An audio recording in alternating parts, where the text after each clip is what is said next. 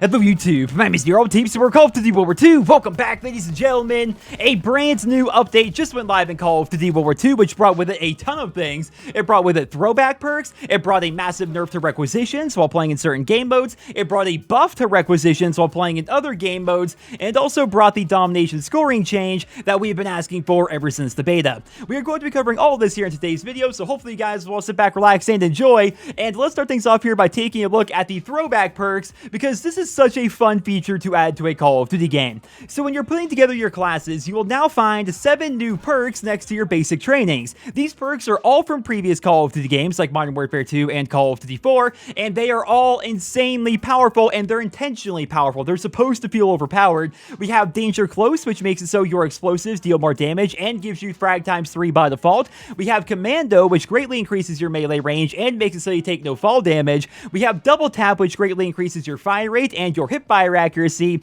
Martyrdom is going to make it so you drop a live grenade every time you die. Stun times 3 gives you 3 stun grenades and makes you immune to shell shock and other tactical grenades. Stopping power increases your bullet damage, and Juggernaut increases your health. The caveat to all these insanely powerful perks is they can only be used in the brand new Throwback Mosh Pit playlist, which was just added today as part of the feature tab. I've got to tell you guys, Throwback is so much fun to play. Everybody is running around with these really goofy setups, and everything just feels overpowered, right? Like, you guys are watching me run around here, and I'm using my shovel, which is so much fun. I have that increased melee range. That's a lot of fun to do, but at the same time, if you put on stopping power and you put on a powerful weapon like the bar or something like that, suddenly you're just melting people at all ranges. It's nuts. Then you have other things like frag times 3, which is absurd. It's a really fun and goofy game mode, and I have to wonder, how long is it going to be around? I have a feeling it's going to be around for a while, because we have what is essentially a new party mode here, and we have all these perks which can now be found in our create class.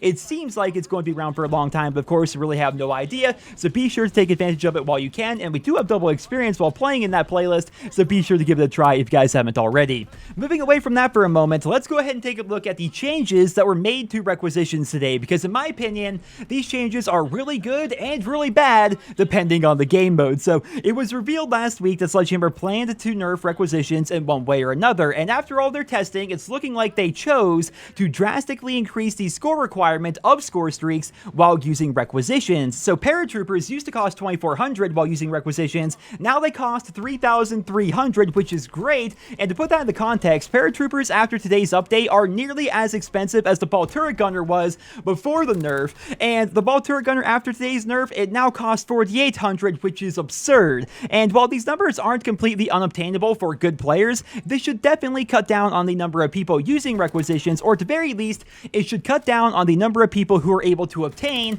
big, powerful score streaks while using requisitions. The only problem with this nerf that I've found so far is it doesn't look like it's going to take effect in Domination, and in fact, I think requisitions is now better than it was previously while playing in the Domination game mode. Here are some quick numbers for you guys. So assuming somebody's playing Domination and that person is not capturing flags whatsoever, just to make sure the math is all easy, that person would have needed 48 kills to get enough score to obtain paratroopers while using requisitions before today's update. After today's update, that same player will only need to get 44 kills to get enough score to obtain paratroopers while using requisitions, and the same is true for the ball turret gunner. It's looking like people are going to have to get less kills than they did previously, because Domination now gives you 75 points per kill as compared to 50 points per kill. I really have to question Sledgehammer's decision making here. They said they would go into more detail during this week's community update, which at the time of this video being recorded has not yet been posted yet, but as a lifelong fan of Domination, I've got to tell you guys, if today's update means even more people are going to be using requisitions and even more score streaks are going to be called in via requisitions,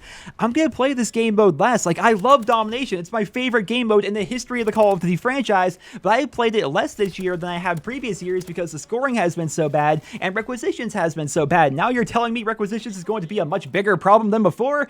I really don't like that system whatsoever. I mean, Domination has been the the #1 objective respawn game mode for ages now, but for some reason it seems like Sledgehammer is just hellbent on taking that community and moving it over to other game modes like Kill Confirmed and Hardpoint. And I've seen so many times in the comments of my videos, like interacting with you guys keep telling me, Nero, I love Domination, but I don't play it here in Call of Duty World War II. I don't feel rewarded. I don't like how people are using Requisitions. I don't like this. I don't like that. And those people are playing Kill Confirmed. They're playing Hardpoint. They're playing Search and Destroy. They're not playing Domination. And that's a shame because it seems like for some reason, Sledgehammer has decided to balance the entire Domination game mode around that one basic training as compared to balancing the basic training around the rest of the game. Makes no freaking sense to me. I suppose we're going to just have to wait and see how it plays out. But for right now, that is all the information we have, and that is all I have for you guys here in this video. I'd love to hear your thoughts on all of today's news down there in the comment section below, and if you could, let me know what is your personal favorite throwback setup to use. I've had a lot of fun using Commando with the shovel. I'm also really enjoying